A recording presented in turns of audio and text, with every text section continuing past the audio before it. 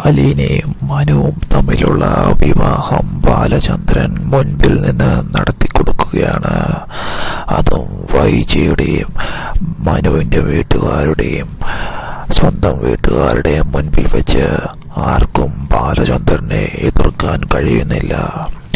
ബാലചന്ദ്രൻ തന്നെ മുൻകൈയെടുത്ത് അവരുടെ പ്രണയം തിരിച്ചറിഞ്ഞ് വൈജയോടുള്ള ഒരു പ്രതികാരവും പകവീട്ടിലും എന്നതുപോലെ സ്വന്തം മകളുടെ കല്യാണം വൈജ അറിയാതെ തന്നെ വൈജയുടെ മുൻപിൽ വെച്ചും വൈജയെ സ്നേഹിക്കുന്ന ആങ്ങളമാരുടെ മുൻപിൽ വെച്ചും നടത്തി കൊടുക്കുകയാണ്. ആരും ബാലചന്ദ്രനെ എതിർക്കാൻ ധൈര്യപ്പെടുന്നില്ല.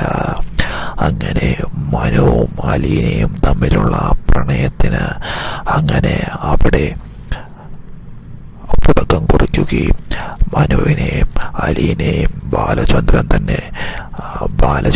അച്ഛൻ്റെ സ്ഥാനത്ത് നിന്ന് മനുവിൻ്റെ കൈ പിടിച്ചു കൊടുക്കുകയാണ് അലീനയ്ക്ക്.